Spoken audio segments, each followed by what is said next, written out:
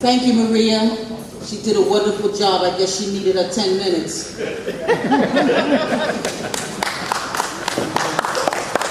So I'm just going to acknowledge of some of the folks who are here, even though they're not going to speak right now. So we have a representative from, we have our borough president, Ms. Gail Brewer is here. Senator Benjamin is here. We have a representative from Scott Stringer's office who's here. I think that's all. Yes. Nina Saxon. We have, Diana. We have our city council person, Diana. There's a chair here. Yes, there's a chair for you at the table. We have our district leader, Eddie Gibbs, who's here. Let me see, did I leave anybody out? Oh, okay. Thank you very much for coming. And I hope I didn't forget anybody else, but I want to welcome you all here. And Victor Bob also, who's been a mentor to me in a lot of many years. Okay. So now it's going to be the residents' turn. We would like to hear from you all. This meeting is just not about for us to sit around and talk. This meeting is for us to come and organize and see how we can organize in our own districts. The citywide council all have a district, but we all need to have working members in our district. We all need to encourage our resident leaders to come out and participate. And it's not just the TA presidents, it's the board members. Because when we represent, there's a board that represents the development, not just the resident leader who's the president. So we have to start organizing and working together. And we don't have to like each other. This is not about friendship. This is about us having the same goal to preserve public housing.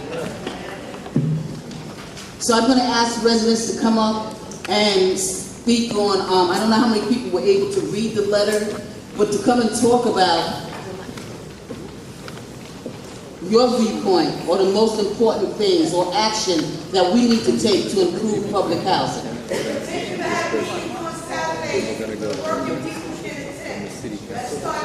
You're welcome. Thank you very much. You need to make it to the mic, but that's good. I will be sitting over here. My name is Margaret Masick. Excuse us. My name is Margaret Masick. I'm from Oceanside, Far Rockaway. I'm on the board. And I just started working with the community last year since I retired. But while we were sitting, when we first came with the paper that they gave us, what should change? But I feel what should change, which I discussed it at the table, is how we speak to each other. Thank you. This is an ongoing situation in so many places we go, and even at our tenant associations, where sometimes we can't get something done because everybody feels they're gonna attack. We have to be professional. Yep. If we want to be seated at the table, I was professional. I'm not talking about you. I'm saying in general, if we want to be seated at the table, let's face it, if you want somebody to work with you, you're going to have the right attitude.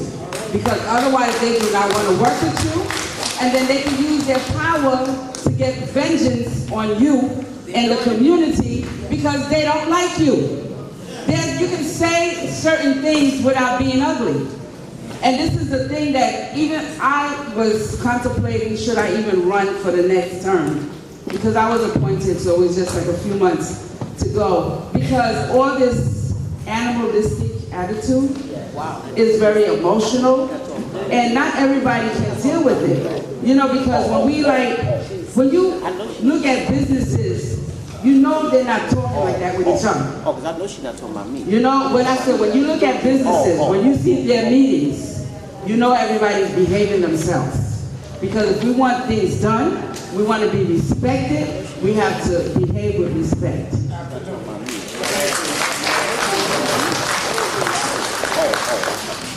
Good morning, everyone. Speaking to the mic. Good morning. My name is Doris McLaughlin. I am the Vice President of Oceanside Apartments. And I just wanted to talk about this yellow piece of paper here who someone did note that there's no letterhead, and I'm understanding that it's from our, the general manager? The chairman, wow.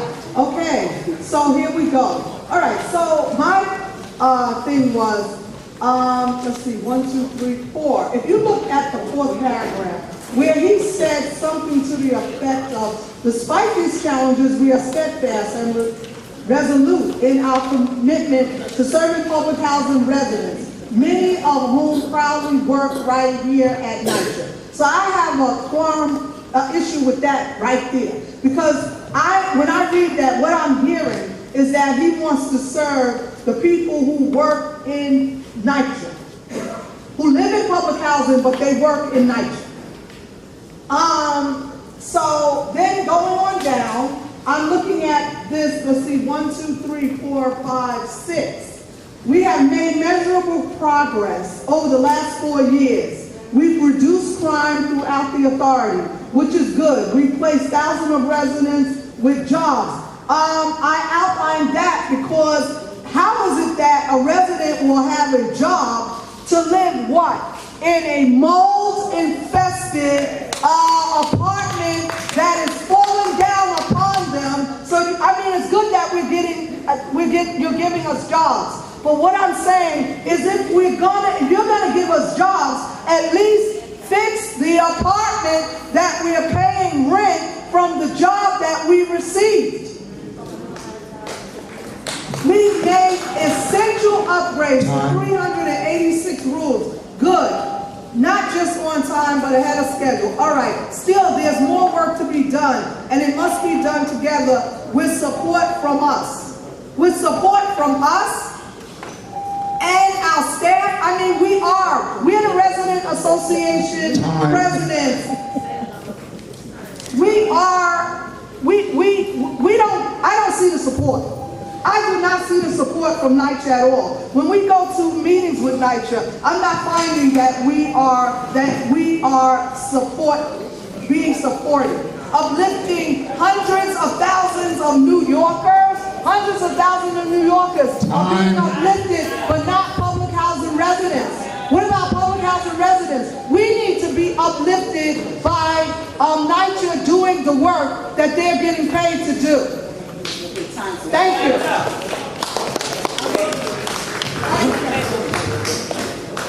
Okay, I'll keep within the time because it reminds me of a NYCHA hearing. The residents need to be given more time and I'll go on to that. I'm Dr. John Derek Novell of Lincoln Houses. We got none of this material. If you didn't have a computer, like I have a computer, you wouldn't have gotten any of this. Anyway, try to be brief. We have not discussed our rights in public housing, our constitutional rights, which have been eroded and under attack. And so one of the things, I'm glad we got some of our electeds here. I love Gail Brewer to death. You know she loves me. Yes, and we want the electeds to work with us to have a resident Bill of Rights. We must have that Bill of Rights. We're under attack. We have lost the 13th Amendment. We've lost the 14th Amendment. We're about to lose the 5th and 4th Amendment. How many constitutional rights are we going to lose? So we need a resident Bill of Rights. The 964 Rays can be a part of that Bill of Rights. I've talked to Ethel a long time about this. Now I've been an advocate running back and forth like a pinball machine between Washington, here, and Albany about our rights. If we have no rights, we have no standing. So we have to have a resident Bill of Rights. The second thing is we have to have the right to mark up these bills, whether it's in Albany, whether it's in City Hall, and particularly whether it's in Washington, D.C. We don't have any right to mark up a bill that affects us, you know? And then the other thing is that we should be able to vote for the resident members that are on the NYCHA board. They do so in Buffalo, they do so in other cities of the state. Why can't we do that in New York City? We have to stop this foolishness that came about through Mayor Bloomberg. Mayor Bloomberg is no longer mayor. And de Blasio needs to sit back and do some work on these things. I talked to him about this last year, that we need to have residents elected, not selected, as it is in the other cities. Plus, we have to end the mayor's this thing of the mayor of having the right of NYCHA to hold back information, what is known as mayoral privilege. And other cities in the state are laughing at it. Other cities in the country are laughing at us because we don't have that right. And all that information should be in the Hall of Records where we all can see it. Not everybody has computers, and when stuff is sent to the computers, we think it's a virus. We shouldn't have to do a FOIA request. We should know what's there in the Hall of Records. They have complained. Can I have a couple of more minutes? Can you play a little C-SPAN here? We should play C-SPAN here.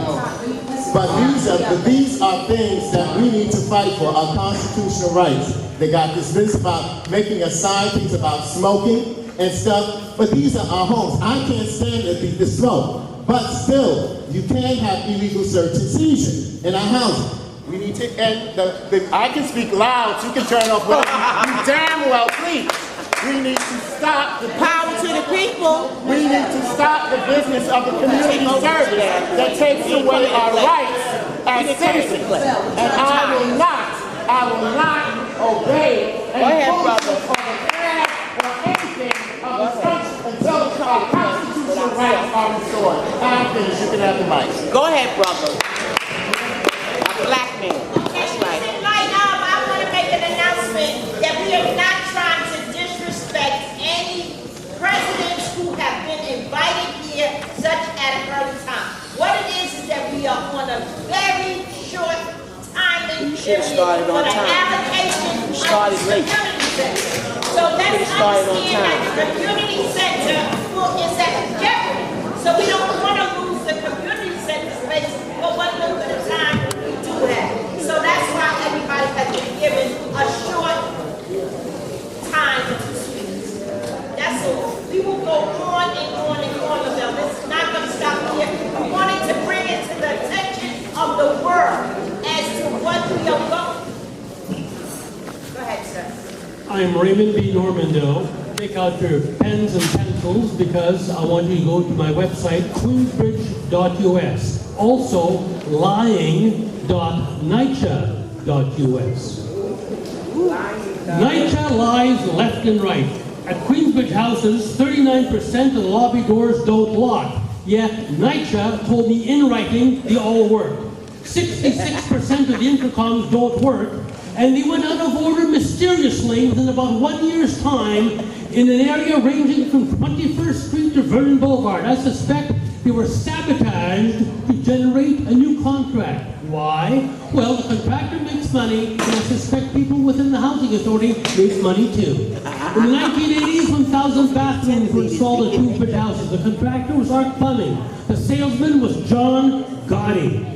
You can research that on Google. Go to my website for more information. And HUD, Samuel Pierce, secretary at that time, knew about it. HUD has also lied to protect a protection racket within the Housing Authority. Again, go to my website. It's all documented. Now, the insurance company handling claims for liability for the Housing Authority right now is Gemini. Their previous insurance company, HARG, Housing Authority Risk Retention Group, dumped them. They sued the Housing Authority because we're finagling with claims, amongst other things. I find it very strange that the premium for liability insurance is $4.54 million a year. Yet this week, on Monica Morales' news show, we find there was a recent jury award of $57 million for one claim. How can this happen? Were the underwriters, the insurance company, bamboozled by the Housing Authority? Or were the underwriters bamboozling the people higher up at the insurance company? There's something as funny is going on here. Now, why did Shola Olatoye perjure herself about the lead paint? Was she told to do so by de Blasio? By time of the conclusion, thank you for listening. All right, fabulous. Oh, you are fabulous. Good afternoon, everyone. My name is Pearl Barkley. I'm a long-term resident of NYCHA, and I'm currently the treasurer of the JH Resident Association. I would like to start out by saying that the only way we're going to solve anything is that ego has to be put to the side. That's number one, ego. It's not about me as an individual. It's not about you as an individual. It's about us. I don't take poverty personally, all right? I don't take being poor personally. This is why we're being treated like that, is because of our economic status, period. So forget all of the ego about who you think you are and all of that. Now, getting to this, I would like to figure out ways of how we can engage more residents. We have to stop deluding ourselves by saying things like, oh, they just don't care, or stuff like that. Now, if you get the majority of the people acting a certain way, it's not the people, it's us as so-called resident associations. How do you engage people? I personally don't like going to meetings where NYCHA is there all the time. I don't see no need for them at every meeting. Right. If it's for the residents, let it be for the residents. Absolutely. Period. A lot of residents don't want to go because they don't want to see the manager. Did you ever think of that? Number two, we got to figure out how to get younger people. Younger people, I'm not saying 20 or whatever, maybe 30, 40. I'm going to be 64. Now, I don't know, some of y'all are older than me. We have to be realistic. We should be sitting up doing counseling to them. Right. They should be doing all this running around. Right. I don't have that energy anymore. I'm not 30, I'm not 40, I'm not 50. I'm heading towards 70. So we have to be realistic about where we're at, cognitively, where we at, physically, where we are at. You have to figure out ways to get younger people. Number two, think tanks. We need some sort of a think tank amongst us to figure out how to develop strategies. Not just very predictable. We already know how they act. When they do something, we should already have something in plan to counteract them. They do the same thing every year. That's why I don't go to those tenant meetings anymore. How you want to keep telling me you broke and you still operating? That's impossible. Every year, oh, I'm broke, but you're still operating. And the third thing, how do we enforce the rules? You got regs, you got section 3. We got to figure out how to enforce it.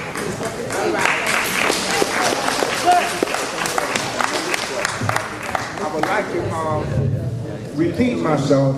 Please stick with the schedule. We don't need you We to have a police certain us. amount We of can time to conduct ourselves. talk We're adults. and We know how to talk. conduct And ourselves. when that time is We don't up, need your advice. please relinquish the mic to someone else. Who are you, sir? Henry J. Copeland, Right, who are the you? Sergeant of Arms, From what development? Marshall Plaza, Talking about professionalism, you Third should have Hood said your Marshall name in the Plaza. beginning. All I'm asking you to do is to cooperate.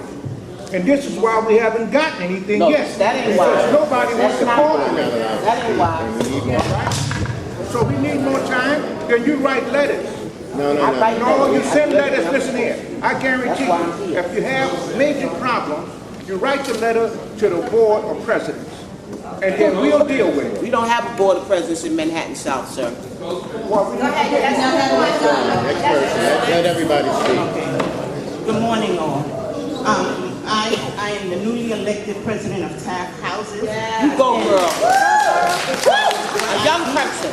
That I want to do, and one thing I want to is thank Diane Ayala as well as Velez that is trying to implement changes in and also sitting at the table. What we need to do is stop fighting and create task force. Task force for every development that we can, our residents can talk to us and come to. What's happening is our resident association are not being approachable and our residents are being frustrated. So we have to create a better environment as far as our community. We have a new board at Taft, younger. We Right have on. recruits. We have younger in their 20s and 30s that will also, just like they say, be our footwork for when we cannot do Right anything. on. You have to educate yourself before you start Right. talking, because if you're not educating, it doesn't make any sense Right. that you talk. Educate yourself in the needs that we need in this community. It is frustrating to all of us. I walk Yes, through ma'am. Pixie elevators every day and I gotta pay $1,300 rent. It ain't right. It ain't right. But how can we change that? We have to change the mindset of our people. Absolutely.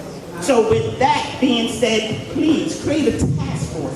that can sit at the table when NYCHA is saying all these things. We have powerful people sitting in front of us, Brian Benjamin. We have it all right here in Harlem. We can have a task force that will sit and talk for our residents, so NYCHA will no longer bamboozle us. So please, everybody say things and they don't come out.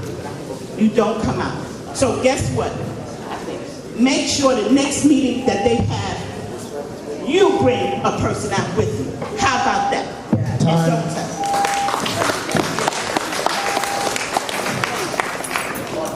Good morning, everyone. My name is Melody Sidbury. I don't hold no. Excuse us, please. Loudest. Excuse us. Good morning, everyone. My name is Melody Sidbury. I don't hold any tenant office, but I am a resident of the King Towers housing. I don't see any of our tenant association here. I'm not sure if you're aware that our tenant association president, Ruby Kitchens, passed away recently. But I would really like to say, on so many levels, you know, what is the sense of having wisdom if we don't use it? We don't have any young representation that come out to meetings, but we have a lot of elderly people, and I'm gonna be very real, that just complain.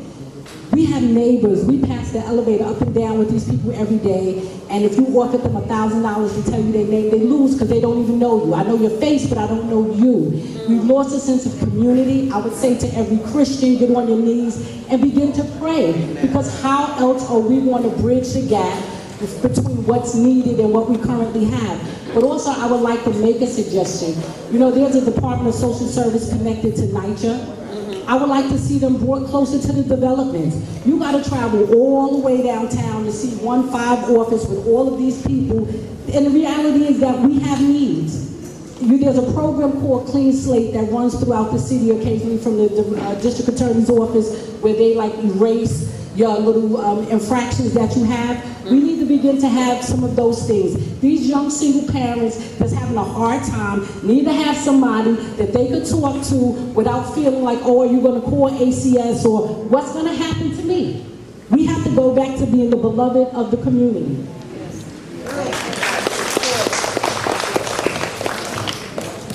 Good afternoon. My name is Manny Martinez. I'm from South Jamaica Houses. I'm the president of South Jamaica Houses. Just elected in November.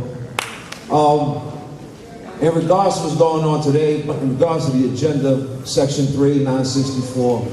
Section 3, there's $1 billion a year that NYCHA spends on contractors and goods and services. So that's $1 billion annual economy that we have. When you look at the NYCHA Section 3 business concerns, the list of people who are listed as Section 3 businesses is about 160. When you compare that to the 500,000 people who live in NYCHA, that's 0.00032%, not even 1% of tenants that are taking advantage of that $1 billion that's going through yearly. That's an economic stimulus package if we learn to attack it, target it, and utilize it. Not even 1%.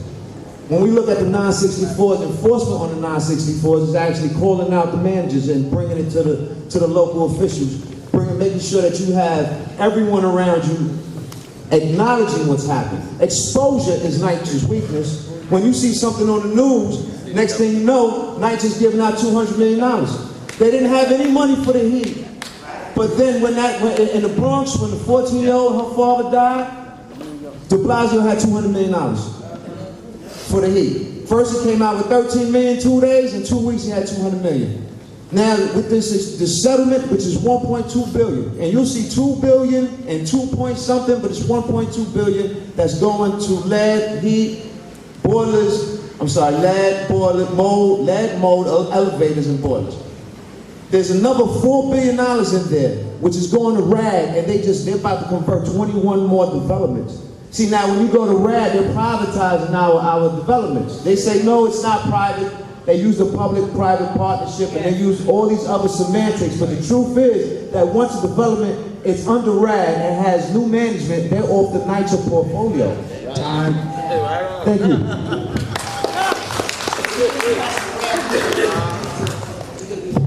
Henry J. Coates.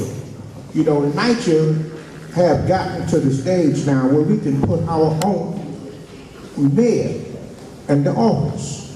We have enough power. And the only way we're going to bring about a change is we gotta put somebody in the mayor office from NYCHA. That's the only way we're gonna recognize change. So we need to think about that. Yes, we need to pick somebody from our community, from the board of presidents, and run them for the mayor of New York City. Here's the problems. I'm going to have Ms. Nimmons come up and speak about her position as far as Section 3 right now. And then we'll move on. We have a minute and a half. I love Jesus. First and foremost, all honor and glory to God. And that is why we do what we do, because we have been commissioned. God has commissioned us to do a work for his people. And so I'm telling you, I'm sold out for Jesus. I live in public housing, lived there over 30 years. I was a president, was a former president. I love you, Lord. See, that's why I got to call on Jesus, because he's going to calm my spirit. When you know that you are losing it, call on God. I was a former president for 12 years. Everybody in this room, leaders, residents, know your HUD regulations. Your HUD regulations are your Bill of Rights. Your HUD regulations tell you exactly what you're entitled to. I'm going to tell you, when I became a president, I sat down and I read those HUD regulations because they told me what I was to do as a leader, what I was to do as a resident. I took it serious. It became the second Bible that I have in my life, because it told me how I was to set up my organization, not only for my residents where I live, but how do we make sure that those we are serving around this city and around this country know exactly what needs to be done. We started an organization called Public Housing Communities, Inc. It's a non-profit organization that is registered with the New York City Housing Authority. I am a resident and I accomplished that. I want you to be clear. I'll keep saying that. I am a resident and I accomplished that. I started my own business and I was able to do consulting work. That consulting work, I fed that organization so that we can do community outreach. We organize constantly and continually. Whether you like it or not, some people don't show up. But the beauty is that these, he want me to stop? But the beauty is that we organize, but everybody doesn't show up. Resident leaders, Daniel Barber, I know your name, Maria Forbes, Ms. Velez, Mr. Hall, all of us have continually, I'm looking out here and I see people constantly. We were able to fight the union last year. How many people knew that they were getting ready to start up apprenticeship programs that was going to deteriorate what Section 3 is? Yeah. We gotta be clear. It is not about disrespecting our leadership. How do we support our leadership? Amen. It is not about disrespecting each other, because when you stand up here and you monopolize time, you will destroy your own people. Our people perish for a lack of knowledge. And if you think that you're giving knowledge when you're coming up here and you're screaming at one another and demanding, you are not. You have got to understand those HUD regulations. You need to read 135, 964. My website, publichousingcommunities.org. If you need training, we just got funded again this year. We are going to be doing OSHA 30 training. We do scaffolding training. We help people start their own businesses. We keep letting people talk to us about jobs. Let's start up some businesses so we can get contracts and hire our people. That is a part of Section 3. Billions of dollars come in. 10% of those billions of dollars is supposed to go to resident-owned businesses. You can live in public housing and contract with the housing authority up to $1 million. Let's make some money.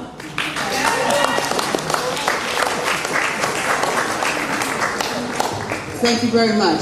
Right now we're going to move on, and I'm going to introduce Jan Peterson from the YVO Commission. And should we let up?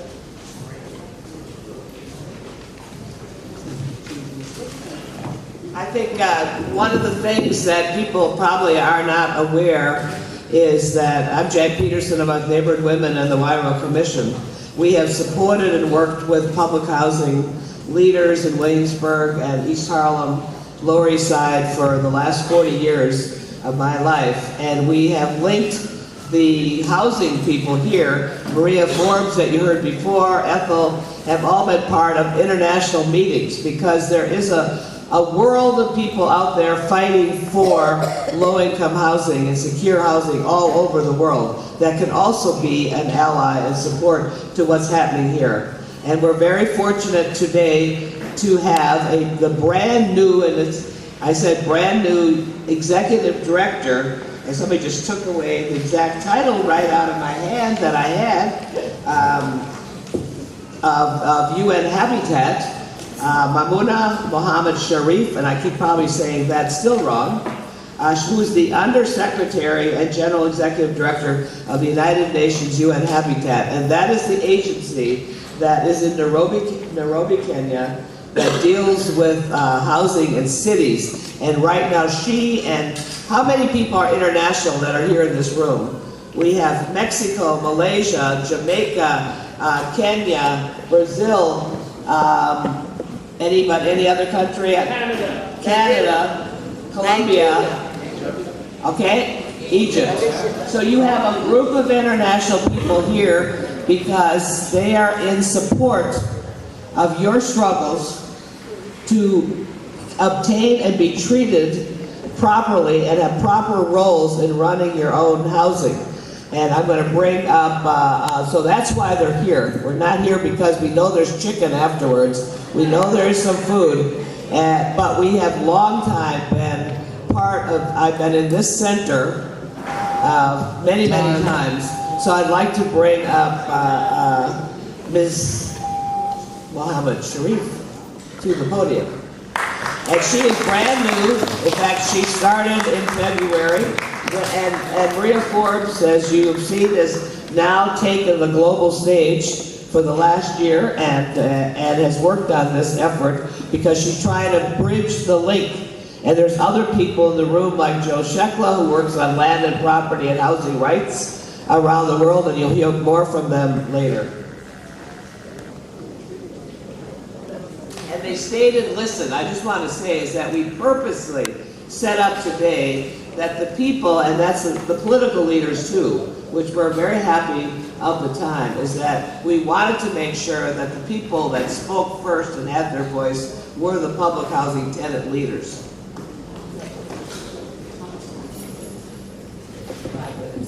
5 minutes. 5 minutes, okay. Thank you very much, Jane. It's a very good morning to all colleagues and friends in this hall. I'm very happy to be here, and also thanks to Jane for inviting us here. Together with me is my officer, Chris William. He's from the New York office, and also a few colleagues here. And I would like to thank all of you. I think I've listened to all the discussion. I think this type of discussion is almost similar to other parts of the world. Let me introduce myself. Before I become the Executive Director of UN Habitat, I'm an urban planner by profession. And I was also a mayor in Penang for 9 years. I think some of you know Mayor in Penang State in Malaysia. So I had this type of the environment because we also have our public housing in Malaysia. But I will share some of my experience there. But first of all, I would like to bring to you the progress report of the SDG 11, and I was given title here to talk about SDG 11 and SDG 5 relate to public housing. from our progress report, we realized that, and from the data that we have, affordable housing is one of the key challenges in cities in implementing the SDG 11. When we talk about SDG 11, we are talking about inclusivity, we are talking about resilience, we are talking about safety, and we are talking about sustainability. And if you remember in WOF 9, I think the theme of the WOF 9 was City for All, and we came out with the Kuala Lumpur Declaration. And from the data that we have in terms of the affordable housing, we realized that in terms of the proportion of the slum is reduced, but the absolute number of the slum dwellers was increased from 800 million to 880 million. It's from the year 2000 to the year 2014. And I think housing is not only in terms of affordable, they're also talking about, I think we should look into the accessibility of housing and also adequacy of housing. I think yesterday I also mentioned in one of my talk that affordability alone, I think is not enough. We have to look into the accessibility. Where are these affordable housing is located? Is it located in the city or located outside the city, which force people to travel from the city, from outside the city to the city area for job? So we would like to have a better quality of life for people to work, to live, and to play or recreation in that area, especially in the cities. So in terms of the way forward, I think that we have to look into in order to provide adequate housing, accessible housing, and affordable housing, generally we have to look into the government framework. That's one thing. Another one is the governance framework, whether we have the government and governance. And the third is the leadership. Leadership here is not only at the federal government or the central government, it's also trickle down to the local government and also your community. And I listened to a few numbers of community leaders. To me, all of you are leaders in your own way. So we have to act like the leaders. So this is very important. The third one is also education and awareness. This is also important in terms of education and awareness. And the fourth is also collective will. Collective will meaning that political will plus the community will, the willingness to change. And of course, SDG 11 is the transformative change for people and also for the stakeholders.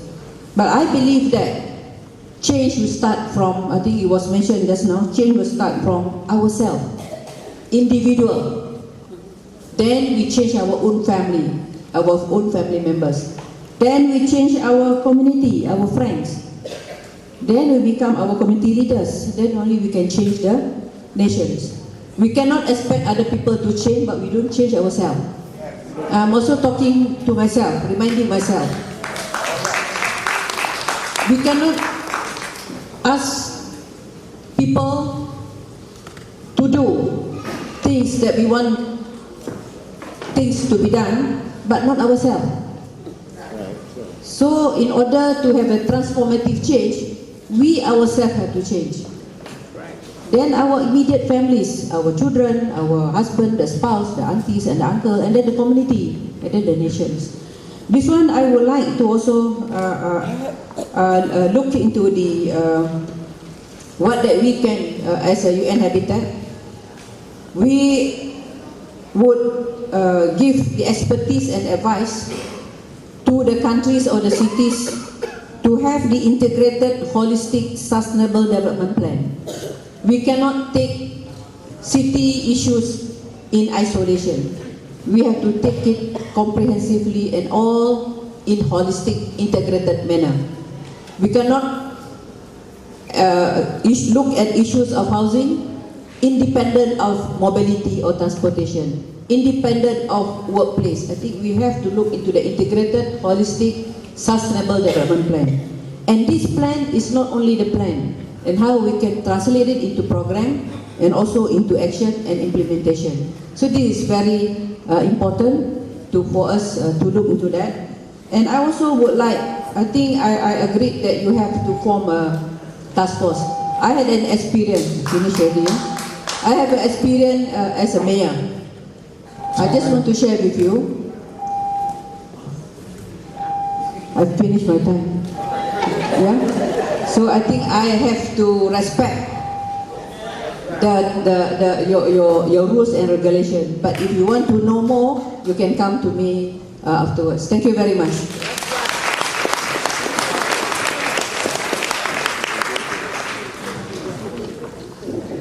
So you understand this meeting today is an official part of the high-level political forum going down the street at the United Nations. We thought it was important to bring the United Nations here.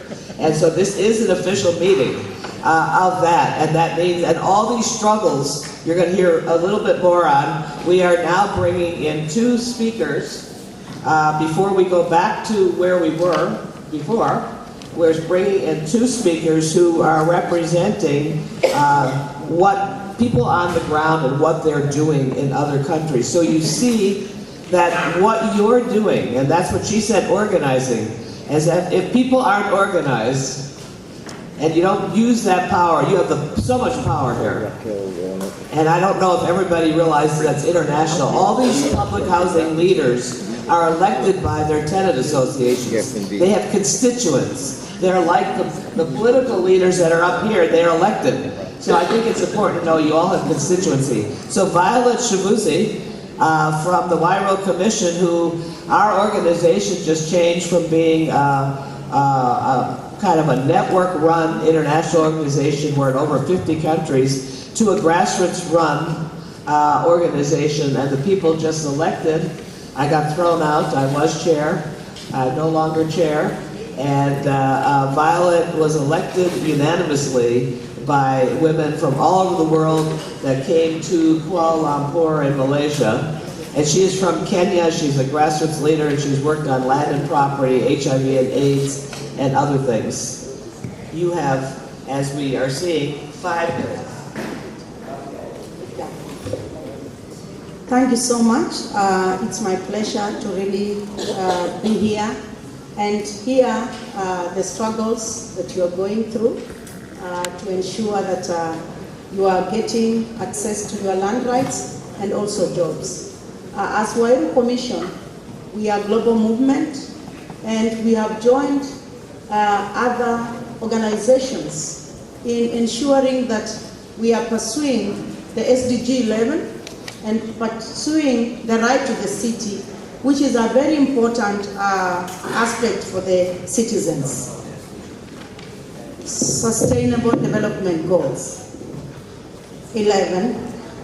I will not go into details because I have only 5 minutes, and I even don't want to spend all the 5 minutes. So I'm really happy that to hear the different struggles you are going through. They may actually look a little bit different from the context of Africa, but all they lead to is how citizens are able to have safe housing, affordable or housing or settlement that are really for the poor people where they can afford and live happily. So we are supporting the UN Habitat to advance your agenda, and we are happy that our sister Maimuna is here, and she's taking the agenda, and we are all supporting this to ensure that we pursue and advance the rights of the people. And it is important what I've actually seen here. We have been talking about community participation and people being able to hold leaders accountable. This cannot happen if communities are not organized. As an organization, we believe in community being organized, and Maimuna mentioned something that I feel is very important. Let's not take it for granted. Leadership, where leaders respect each other. Even if the other person's point is not what you want, but we believe in our organization that every leader has an idea, so should be given an opportunity to say the idea, then we can caucus together and agree which ideas are the best. I think that's what I have actually learned here. So organizing is not just everyone speaking and disagreeing, it's actually being able to reach a consensus on the things that you want to pursue. I have also had issues around governance, and governance is actually very important. Governance where the governments are playing their role and their mandate and setting policies that are not just lying on the paper, policies that are being implemented and also understood by the people. So this is very important, and citizens still have a role to monitor these policies and dialogue with government in a way that enables feedback for the two to be able to work together and also create partnerships that will enhance development. After all, what we are actually talking about is development for all. When we develop our cities, when we ensure that everyone staying in the city is living in a city that they are safe, city that they are able to access their basic services like any other, that's what development means. So thank you so much, and I really appreciate Jan Peterson. Jan Peterson has played a very important role in the women movement globally, and we are happy to be here seeing how she is also working with the other leaders in her own city to ensure that people understand and pursue the agendas of development. Thank you, Jan. God bless you all. Early. I don't know if I can use your extra points. Where are you, Loretta? One of the longest, Sister, Loretta. Abanza. We are bringing up Lorena Zarate. Is that it? Am I saying it right? Yeah, from Habitat International Coalition, which is one of the longest standing organizations internationally that's worked on housing rights all the way back. That was the first group I met when I went to an international meeting, actually with Ethel, when we went to Istanbul. And she is part of the, when people talk, I don't know how young she is, but I know she's younger than me. And we're talking about bringing in, there's many people, Joe Shekla's in the room, that have been around for a long time with Habitat International Coalition. So it's really refreshing to see, and not because you're not there, Loretta from Habitat International Coalition, who's going to give you an idea about how you actually can link up also internationally, and what they're doing and what kind of actions are going on.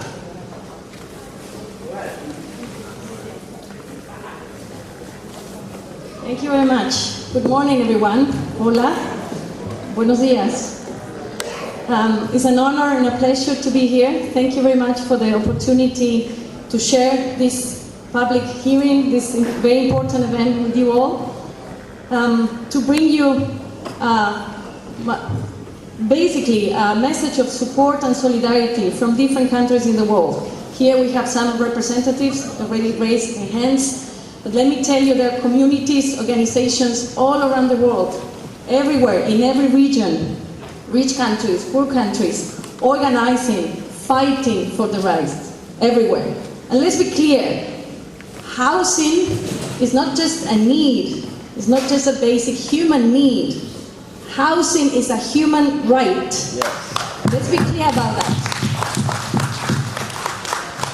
It's been recognized as such for a long time, in international law and also domestic law in several countries around the world, including the US. So housing is a right, having a place to live with dignity in peace. And doesn't mean you need to be an owner. We're not talking here about property rights, we're talking about housing rights. And this is very important. This is a very important distinction. Governments here, national governments, are meeting a few blocks away from here at the UN to assess the progress, in theory, that are making around the commitments and the obligations they have, among other things, regarding housing. And we, as grassroots organizations, civil society organizations, we are also claiming, as you are claiming here in New York, we're also claiming at the UN a seat, to have a seat, to have a voice inside those discussions, to be part of that assessment, to really see if governments are telling the truth, if they're reporting progress, but also backlashes. Because in many countries, we're not seeing progress. We're seeing the opposite. People losing their homes, people being evicted, housing conditions worsening everywhere, people living in the streets, etc., etc. So claiming also a seat in those spaces. And let's be clear about that too. Having a seat in those spaces and the decision-making spaces is also right. Is also right, also recognized. So organizing in different countries, organizing at the global level to also have a voice at those discussions. And that's why we need your voices also to be part of this global discussion. And conditions are worsening basically because, among other things, governments, local governments and national governments are in many countries withdrawing from their obligations and letting just the market, letting just the private sector do their business. When we talk about housing as a right and not just as a need, is to say that housing is not a privilege. Housing is not just for those who can afford to pay for it. Housing is for everybody. And this is a fundamental distinction. That's why claiming housing rights here in New York, claiming a right to be part of the city, to live in the city, to have access to the services, to the opportunities, to the public facilities, and to have a seat in the decision making, to participate with true participation is a right, is a claim here and everywhere. So just let's unite for the right to housing, for the right to the city, for the right to participation, and keep going on. Thank you very much.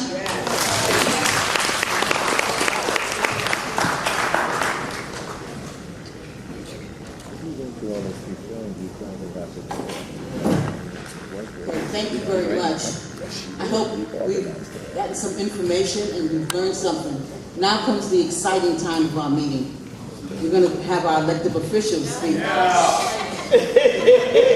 And we need partners. If we don't give them tasks to do, they don't know what to do for us. So we need to keep the communication going with them.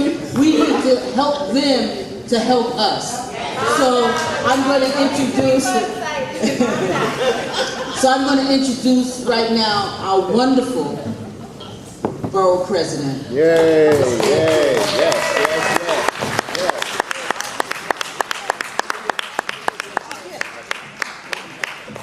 Thank you very much, Madam Velez, and to all the international visitors, I apologize for our president. Anything you can do to get rid of him, let me know.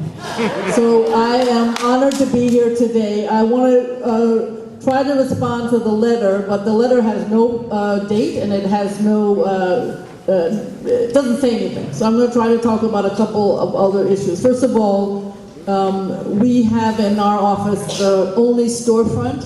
It is on 125th Street. I'm the first borough president to have a storefront, and to be honest with you, in the last 4 years, we've written over 1,000 letters for individual residents because of mold and elevator and succession and all the other issues that you know better than I do. So we try to do on individual the kind of work that I think elected officials are supposed to do, and certainly my colleagues do the same thing. In terms of the challenges of infill and the fact that the mayor and NYCHA want to build, I find this very challenging. And this is one of the #1 reasons that every single development has to be organized. Because you can wake up one day and somebody will say, we're going to build on your development, you have no input, and sometimes when you have input, it is not listened to. And I have to say, Holmes is an example. I do not support the infill project there. The residents wanted it in a different location. It's very tall and it's mostly market. And that's outrageous. They were supposed to, if one listened to the residents, go to a different location, but that would have blocked the views of some of the wealthier residents of the neighborhood. So NYCHA didn't do that. This is a problem. You've got to be organized. Second, the issue of the repairs is endless. You call and call, and then all of a sudden you find that your ticket is closed when no maintenance staff has ever shown up. That is a problem that is so prevalent, and I know it's supposed to be addressed, but it is not. So that's another example of being organized, be in touch with us, and we will fight every single instance. And also the quality of the maintenance, the quality of the construction crew, the quality of the people doing the maintenance has to improve. Third, I want to just mention, and I want to thank your wonderful council member, but East Harlem Neighborhood Plan does include, thanks to Ethel Velez and all the work that she did, funding for the residents and the developments in East Harlem. How that goes down is up to you. And the same thing in Inwood. I know Mr. Green is here, and he is in charge of Dykeman. Dykeman deserves the same kind of support, but then when the funding comes, the residents should be at the table every single time to figure out what the zoning change and funding goes. I want to mention that we do go to every single family day, every single resident association in the borough of Manhattan, and we work up and down. We're doing that with the brownstones and with other situations where there is a lot of repairs to be done. The RAD is a challenge. I know somebody talked earlier about privatization. I don't think we can stop it, I'll be honest with you. So the fact of the matter is you have to be involved. I want to mention the issue of rats and garbage and sustainability. We're working with Polo Grounds right now to bring in a new system that will literally suck the garbage from a tube right from the development, and it will have sealed, there will be no rats, there would be no opportunity for rats to eat the food. It's a $10 million project. I think it's going to happen, and if it works, then we should do it in all the developments, because it exists on Roosevelt Island, it's been there for years, and it works. So that's something to think about in terms of sustainability. I also want to talk about in-sync food grinders, because that also helps to get rid of any kind of sustainable issues. We toured Newtown Creek, and as a result, they are doing more pilots to bring the in-sync food grinders to the developments. We write thousands and thousands of letters. We go to all the TA meetings. We try to distribute the information that Victor Bach and others share, but all of us have to work on the federal government. All of us have to make sure that whatever monitor is decided upon has your input. I know that the governor promised that to Mr. Barber. I was in the room when that happened, but it is not in any piece of paper for the federal monitor. To the credit of Mr. Barber, he has made that very clear. So I want to congratulate him and everyone, because it was your lawsuit that got this whole discussion going. And I want to say that that's something that you should be very proud of. It's a legacy item, and it is something that we all have admiration for. So I just want to close by stating, whether it's lead or vermin or quality of construction, all the Section 3 issues I'm very, very aware of, and the infill, we are very supportive. We look forward to working with you, but more importantly, we have to work together in terms of organizing at every single development, whether it's workshops and forums or something like this. Thank you.